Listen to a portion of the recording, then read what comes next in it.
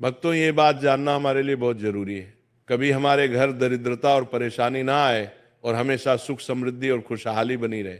आपने देखा होगा कि दुनिया के कई कोनों में बिल्ली को लोग अपने घर में पालतू जानवर की तरह रखते हैं। आज हम आपको एक ऐसी बात बताने जा रहे हैं जो शायद आपने पहले कभी गहराई से नहीं सोची होगी।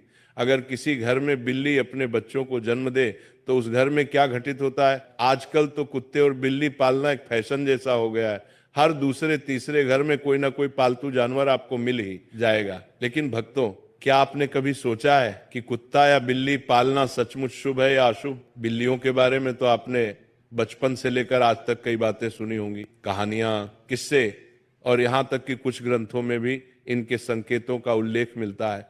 लेकिन आज जो सच्चाई हम जानने वाले हैं वह हर इंसान को सुननी चाहिए, क्योंकि ये हमारे सनातन शास्त्र से जुड़ी हुई है। शास्त्रों में कहा गया है कि इस संसार में शायद ही कोई ऐसा घर हो जहां बिल्ली का आगमन कभी ना हुआ हो। बिल्ली हर उस स्थान पर जाती है जहां मनुष्य रहते हैं। लेकिन भक्तों, क्या आप ये जानते हैं कि अगर आपके घर में बार बार बिल्लियों का आना जाना लगा रहता है तो इसका क्या मतलब होता है? और अगर आपके आसपास बिल्लियां लगातार रोती रहती हैं तो ये किस बात का संकेत है? सोचिए, अगर बिल्ली आपके घर में आकर अपने बच्चों को जन्म देती है तो इसके पीछे कौन सा अद्भुत संदेश छुपा है। और अगर आप किसी शुभ काम के लिए निकल रहे हो और तभी कोई बिल्ली आपका रास्ता काट दे तो इसका क्या अर्थ निकाला जाता है? भक्तों, आज हम इन रहस्यों के पर्दे उठाएंगे ताकि आपको बिल्लियों के असली संकेतों की समझ हो सके, क्योंकि यह सिर्फ जानवर नहीं, कई बार आने वाले समय के संदेश वाहक भी होते हैं। भक्तों, बिल्ली एक मांसाहारी स्तनधारी जीव है जिसकी सुनने और सूंघने की शक्ति अद्भुत रूप से तेज होती है। ये इतनी संवेदनशील होती है कि कम रोशनी में भी, यहां तक कि रात के अंधेरे में भी साफ साफ देख सकती है। करीब 9,500 साल से बिल्ली इंसानों की साथी बनी हुई है। प्राकृतिक रूप से इनका जीवन लगभग 15 साल का होता है। हमारे शास्त्रों में भगवान श्री हरि विष्णु ने कहा है कि जिस घर में बिल्ली अपने बच्चों को जन्म देती है उस घर में मां लक्ष्मी का आगमन होता है। लेकिन भक्तों, ये कितना सच है और कितना सिर्फ मान्यता, आज हम इसी रहस्य पर बात करेंगे। बहुत पुरानी बात है। प्राचीन काल में एक नगर में एक महिला रहती थी। उसका एक बेटा था, लेकिन वो बेटा जन्म से ही अपाहिज था। न तो वो बिस्तर से उठ पाता था और न ही एक कदम चल पाता था। उसे मां का दिल अपने बेटे की हालत देखकर हर समय दर्द से भरा रहता था। उसे हमेशा ये चिंता सताती थी कि मेरे इस बेटे का भविष्य क्या होगा, इसका जीवन कैसा बीतेगा। समय बीता और दूसरे साल उस महिला को फिर से संतान सुख मिला। लेकिन भक्तों, किस्मत ने उसके साथ एक और दर्दनाक मजाक किया। दूसरा बेटा भी पहले की तरह जन्म से ही अपाहिज था। वो बिस्तर से नहीं उठ सकता था, नहीं चल सकता था। अब उसे मां की चिंता कई गुना बढ़ गई थी। दोनों बेटे लाचार, असहाय और बेबस मां दिन रात रोती थी, सोचती थी कि इनका सहारा कौन बनेगा। फिर तीसरा साल आया और ईश्वर ने उसे तीसरी संतान दी, एक और बेटा। लेकिन भक्तों, इस बार भी वही कहानी दोहराई गई। तीसरा बेटा भी पहले दोनों बेटों की तरह पूरी तरह अपाहिज निकला। ना चलने की ताकत, ना उठने की क्षमता, बस बिस्तर पर पड़ा रहने वाला। अब उस महिला का दिल जैसे टूट चुका था।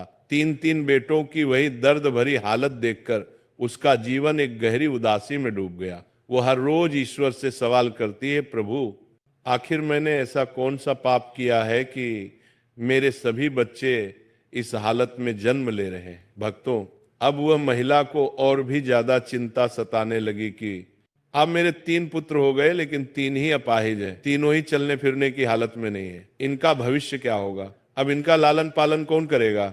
मैं कितने दिन जिंदा रहूंगी? जब तक मैं जीवित हूं तब तक तो इनकी देखभाल मैं कर सकती हूं, लेकिन मेरे जाने के बाद इनका क्या होगा? यही चिंता उस महिला को खाए जा रही थी। भक्तों, अब चौथा वर्ष लगता है तो चौथे वर्ष में उस महिला को चौथा पुत्र होता है। तो भक्तों, चौथा पुत्र भी अपाहिज होता है। चौथा पुत्र भी उनके जैसा ही होता है। वो भी नहीं तो बिस्तर से खड़ा हो पाता है, नहीं चल पाता है। भक्तों, अब उस महिला की और भी ज्यादा हालत खराब हो जाती है। अब वो सोचने लगती है कि मेरी कोख से हमेशा अपाहिज पुत्र ही जन्म क्यों लेते हैं? हो सकता है मेरी कोख में कोई खराबी है, मेरी कोख ही खराब है। यही सोचकर वो महिला बड़ी दुखी हो जाती है। अब कुछ दिन बाद 5वां साल लग जाता है और 5वें साल में उसे महिला को 5वां पुत्र होता है। तो पांचवा पुत्र भी उन्हीं की तरह होता है। जैसे कि पहले 4 पुत्र हुए थे, वह पांचवा पुत्र भी ना ही तो अपने बिस्तर से उठ पाता है और ना ही वह चल पाता है। भक्तों, अब वो महिला अपनी पूरी आशा छोड़ देती है। पहले उस महिला को ऐसी आशा थी कि एक पुत्र अपाहिज है तो दूसरा पुत्र ठीक होगा। भक्तों, जब पांचवा पुत्र भी उसका अपाहिज पैदा होता है तो अब वह औरत बिल्कुल आशा छोड़ देती है और सोचने लगती है, हो सकता है मेरे नसीब में ये अपाहिज पुत्र ही लिखे हैं, या फिर हो सकता है मेरी कोख ही खराब हो। यही सोचकर वो महिला बड़ी दुखी हो जाती है और हमेशा घुट घुट के जीने लगती है। उस महिला को हमेशा ये चिंता सताने लगती है कि मेरे जाने के बाद इन 5 पुत्र का क्या होगा, इनका लालन पालन कौन करेगा। यही चिंता उसे महिला को खाए जा रही थी। घुट घुट के जीती और अपने पुत्र का रो रो के लालन पालन किया करती थी। अब कुछ समय निकलने के बाद उस महिला के घर में एक सफेद बिल्ली आती है और वो बिल्ली उस महिला के घर में रहने लग जाती है। भक्तों, अब कुछ दिन वो बिल्ली उस महिला के घर में रहती है और कुछ दिन बाद वो बिल्ली अपने सुंदर 4 बच्चों को जन्म देती है। जब बिल्ली अपने 4 बच्चों को जन्म देती है तो उस महिला का पहला बच्चा बिल्कुल ठीक हो जाता है। उस महिला का पहला बच्चा अपने बिस्तर से खड़ा भी होने लगता है और अपने पांव पर चलने भी लग जाता है। अब वो महिला बड़ी प्रसन्न होती है और बड़ी खुश हो जाती है और ऊपर वाले का दिल से धन्यवाद करती है। अब महिला उन बिल्ली के बच्चों को अपने पास ही रखा करती और उनका अच्छे से लालन पालन किया करती। कुछ दिन निकलने के बाद वो बिल्ली का फिर से प्रसव होता है और वो बिल्ली फिर से अपने 4 बच्चों को जन्म देती है, तो उसका फिर से उस महिला का दूसरा लड़का ठीक हो जाता है। इसी तरीके